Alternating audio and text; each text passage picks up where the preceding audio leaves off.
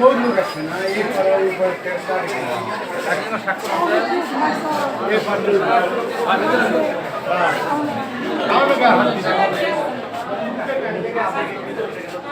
আছে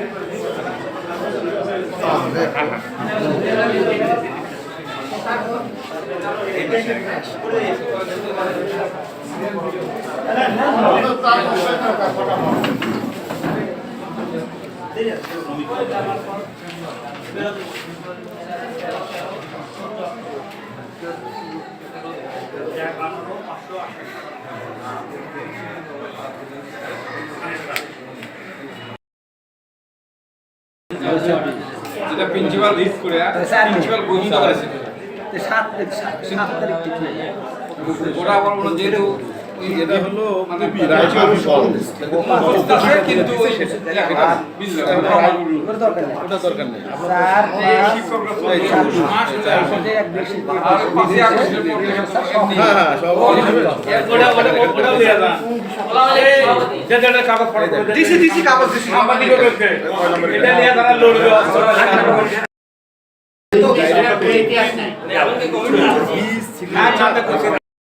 ছয় মাস হলো তাদের বেতন বলছে। আজকে একটা হাইকোর্টের রায় নিয়ে আসে, তার অপোজিটে উনি আবার আর একটা নিয়ে আসে, আপিল করেন। আর মাদ্রাসাটা ধ্বংসের পথে নিয়ে গেছিলেন উনি। এত দুর্নীতি, তাই আজকে 30 বছর হলো এই প্রতিষ্ঠানে আছে। সেই প্রতিষ্ঠানে সে একটি পয়সার কাজ করেন। আর বউ তো এখন বর্তমান আগে আমরা তো শুনতেছি 22টা, আজকে 5টা আসতে চাইছিল, তাই একটু লেটের জন্যে ওনারা টিউন মহোদয়ের কাছে আসতে চাইছিলেন, তো ওনারা আসতে পারেনি।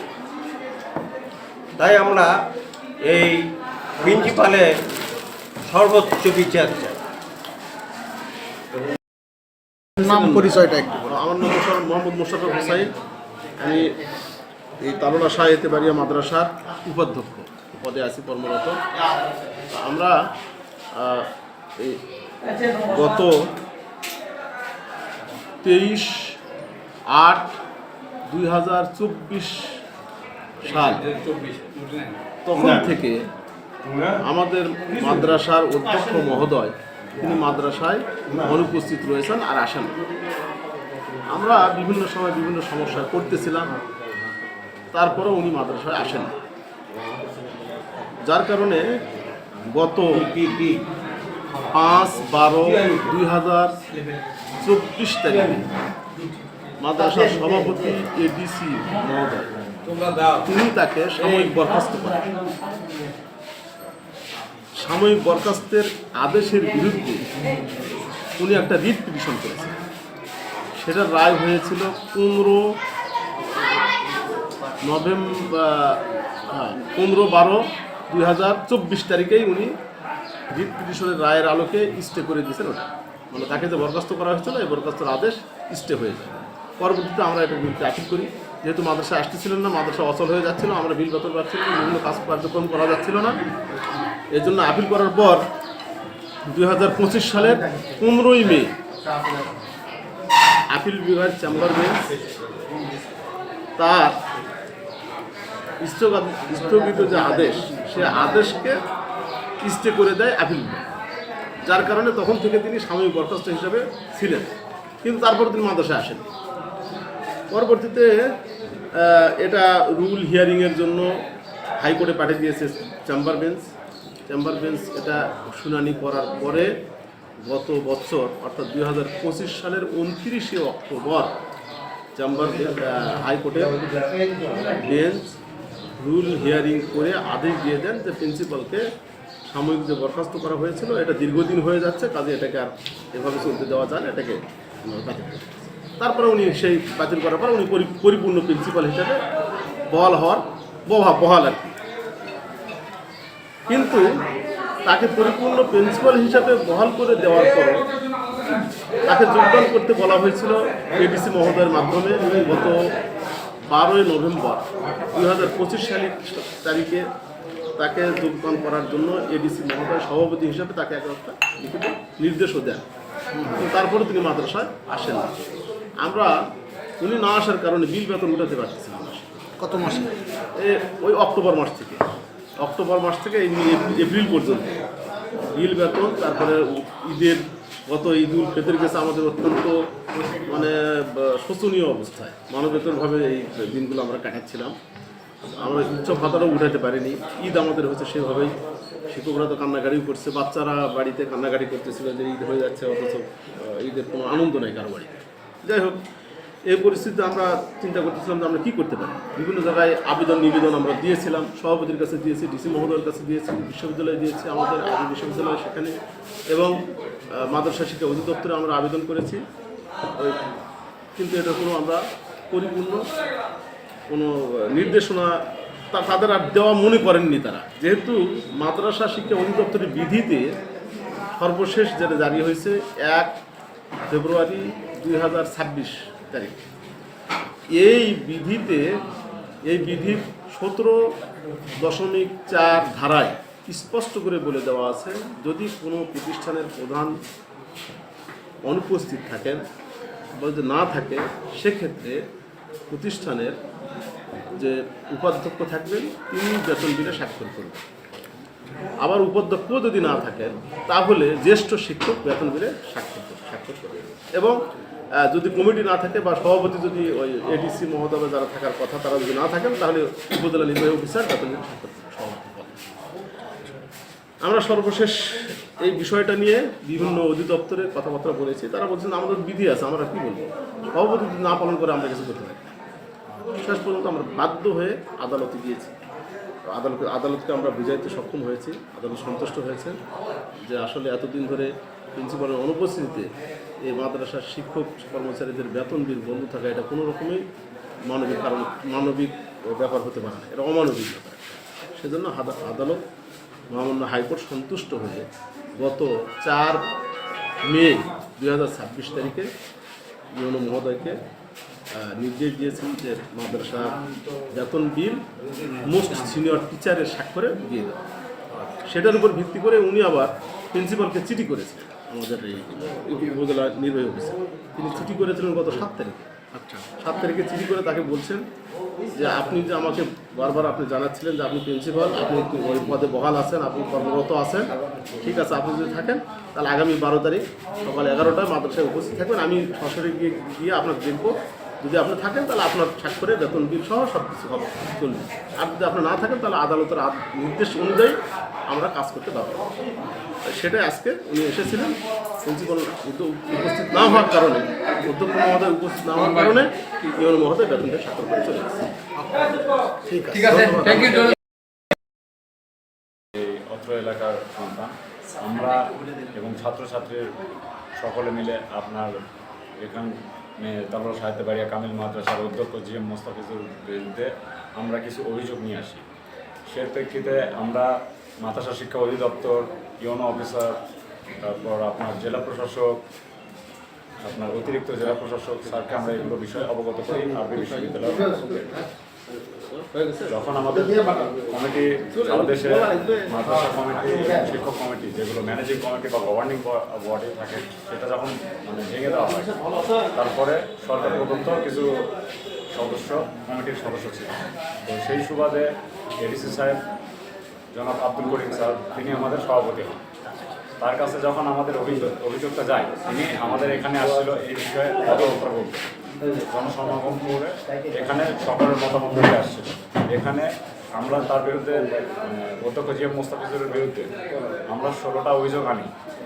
সেই প্রতিটা প্রশ্ন যখন জিএম মোস্তাফিজুর রহমানকে এখানে সকলের জনসম্মুখে জিজ্ঞাসা করা হয়, তখন তিনি কোনো উত্তর দিতে পারেন না। বরঞ্চ এখানে ইউনুস স্যারও ছিল, জেলা শিক্ষা অফিসারও ছিল, তারা এই ব্যাপারে কথাবার্তা বলার পরে আমাদের 16টা অভিযোগ তখন 18টাই হয়ে যায়। তখন তিনি আপনার ADM sir Abdul Karim sir তাকে সাময়িকভাবে তাকে সরকারি বিধি মোতাবেক তাকে শোকজ করে 10 দিনের কারণ দর্শনের একটা নোটিশ পাঠায়। প্রিন্সিপাল স্যারকে এখানে সাথে তিনি এটাও করে যে প্রিন্সিপাল স্যার যেন প্রতিষ্ঠানে আসে। আমরা এলাকাবাসী আশ্বস্ত দিই যে প্রিন্সিপাল এই জায়গায় আসলে কোনো প্রকার হেনস্থার শিকার হবে না, লাঞ্ছনার শিকার হবে না, আমরা তাকে আশ্বস্ত করি। তারপরও তিনি আমাদের এখানে আসেন নাই। প্রতিষ্ঠানে না এসে sir Yunus ADC sir Abdul Karim sir যেদিন এখানে আসতে বলছিল, তিনি প্রতিষ্ঠানে অনুপস্থিত থেকে তিনি কোর্টে গিয়ে আমি সহ আমার সাথে আছে আমার এক ছোট ভাই, আমার কিছু পাড়ার ছেলে পেলে, এই সব মিলে আমার চাচা সাবেক প্যানেল মেয়র, তিনি সহ মোট 6 জনের বিরুদ্ধে তিনি একটা মিথ্যা মামলা দায়ের করেন।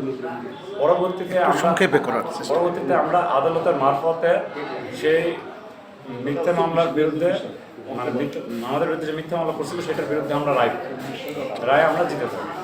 তো এরপর থেকে তিনি যে প্রতিষ্ঠানে অনুপস্থিত, ওই দিন থেকে আজ পর্যন্ত তিনি প্রতিষ্ঠানে আসেন না, বরঞ্চ আমাদের বিভিন্নভাবে ভয় ভীতি হুমকি দেখাচ্ছে। বিভিন্নভাবে তিনি আমাদের হেনস্থা করতেছে। এমনকি আমাদের যে মামলা চলমান ছিল সেইটার সুযোগকে তিনি কাজে লাগিয়ে বিভিন্ন অধিদপ্তর থেকে সুবিধা গ্রহণ করতেছে। এটা আমরা এলাকাবাসী হিসাবে চাইব যে তিনি যেন ভবিষ্যতে এই সুবিধাগুলো যেন না পান। ওকে, থ্যাংক ইউ। সাবেক স্টুডেন্ট।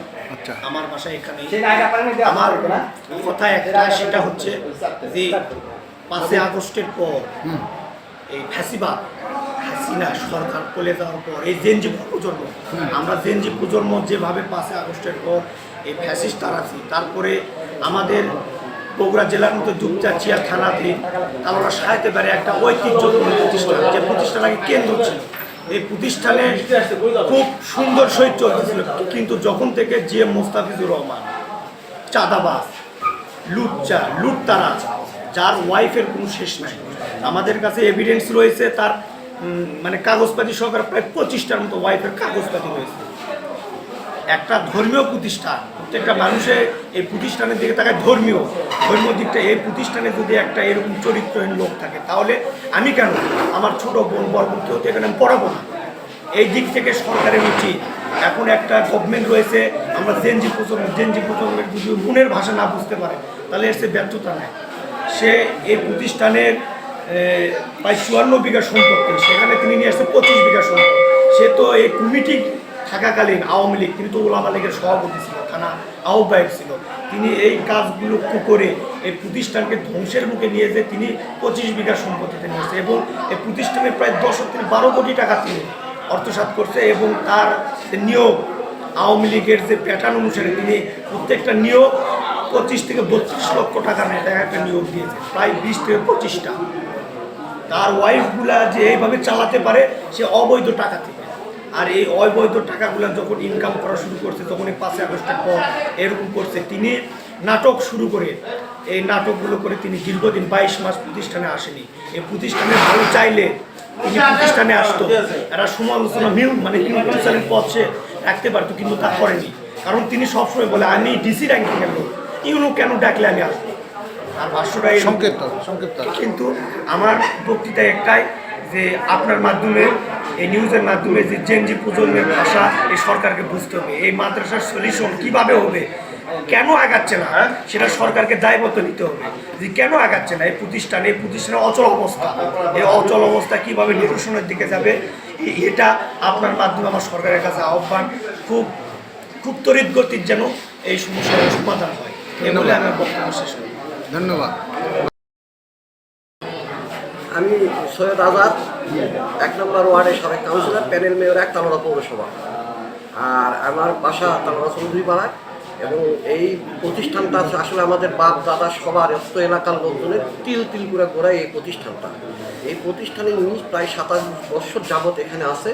এখান থেকে প্রতিষ্ঠানের কোনো রকমের উন্নয়ন তো দূরের কথা, উনি ব্যাপক দুর্নীতি করছে, এতটাই দুর্নীতি করছে যেটা বলার মতো না। নিয়োগ বাণিজ্য থেকে শুরু করে এবং এই 18-19 মাস উনি অনুপস্থিত, প্রত্যেকটা কাজেই শুধু উনি বারবার হাইকোর্টে যায় আর এই সমস্ত করে।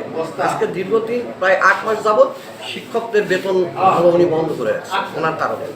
আর ওনার ব্যক্তিগত চরিত্র আসলে মানে বলার মতো না। সেটা হলো মনে করেন উনি প্রায় আমাদের দেখা মতে আসলে আমাদের কাছে এভিডেন্স আছে যেমন উনি 16টা থেকে 18টা বিয়ে করছে। তাহলে নিজের অজান্তে আসলে কতগুলো একটা প্রতিষ্ঠান, এটা আসলে ধর্মীয় প্রতিষ্ঠান। এই প্রতিষ্ঠানটা আসলে চালাতে গেলে না গোড়ায় যদি ঠিক না থাকে তাহলে আসলে সমস্যা। এবং উনি এই যে আজকের এই বেতন শীত আমাদের ইউনো মহোদয়ের হস্তক্ষেপে আজকে এনাদের বেতনটা হইল, আমরা ইউনো মহোদয়ের কাছে কৃতজ্ঞ প্রকাশ করতেছি এই প্রতিষ্ঠানের পক্ষ থেকে এবং অত্র এলাকার পক্ষ থেকে। আমি কাউন্সিলর হিসেবে ওনার কাছে কৃতজ্ঞ প্রকাশ করছি। এবং উনি এখান থেকে যাওয়ার পর উনি বিভিন্নভাবে হুমকি দিচ্ছে। আমাদের কথা, আমরা ন্যায়ের পথে আছি, ইনশাল্লাহ শেষ পর্যন্ত থাকব এবং এই প্রতিষ্ঠান রক্ষার্থে জীবনের শেষ মুহূর্ত পর্যন্ত এই প্রতিষ্ঠানে থাকবো ইনশাল্লাহ। ধন্যবাদ। আমি যে মোস্তাফিজুর রহমান, অধ্যক্ষ তালোড়া সাহেতে বাড়িয়া কামিল মাদ্রাসা। গত 11টার সময় ইউনো সাহেবের নির্দেশে এবং মহামান্য হাইকোর্টের 48/70/2026 নম্বর রিট পিটিশনের আদেশের আলোকে ইউনো সাহেবের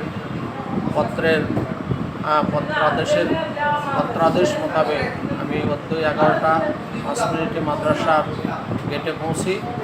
কিছু সংখ্যক সন্ত্রাসী আমাকে গেটে আটক দিয়ে আমার আরোহী ভ্যান সহ আমার সঙ্গী